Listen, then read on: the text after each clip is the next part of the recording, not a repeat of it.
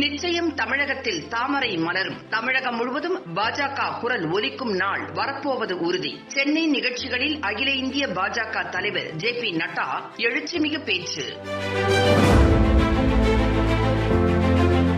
அகில இந்திய பாஜக தலைவர் JP நட்டா அவர்கள் பொங்கல் விழா மற்றும் துக்ளக் ஆண்டு விழாவில் பங்கேற்பதற்காக சென்னை வந்தார்.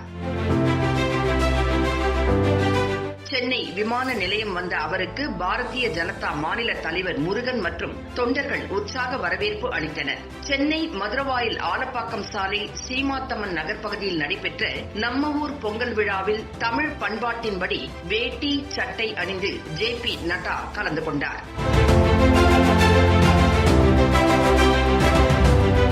அனைவருக்கும் பொங்கல் வாழ்த்துக்கள் என JP நட்டா தமிழில் தனது உரையை தொடங்கினார். அனைவருக்கும் வணக்கம், பொங்கல் வாழ்த்துக்கள்.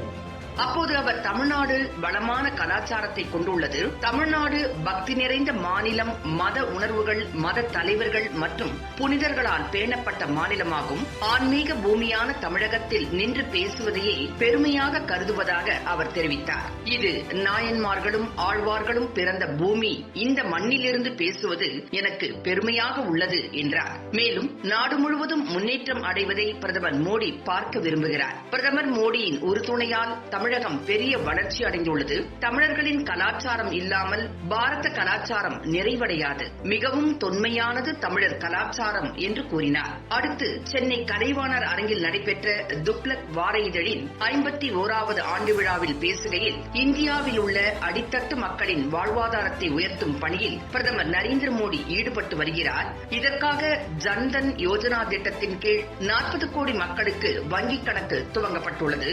இதில் 20 கோடி பெண்களின் வங்கிக் கணக்கில் ரூபாய் 1500 நேரடியாக வரவு வைக்கப்பட்டது. 10,75,00,000 குடும்பங்கள் ஆயுஷ்மான் பாரத் திட்டத்தில் பயன்பெற்றுள்ளனர். இதன்படி நாட்டு மக்கள் தொகையில் 40% பேர் அடங்குவர்.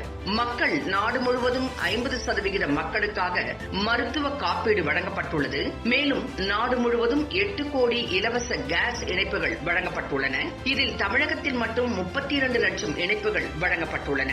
சரியான நேரத்தில் ஊரடங்கை அறிவித்து கோடிக்கணக்கான மக்களின் உயிரை பிரதமர் நரேந்திர மோடி காப்பாற்றியுள்ளார். விவசாயிகளுக்கு ஆதரவாக வேளாண் சட்டத்தை கொண்டு வந்துள்ளார்.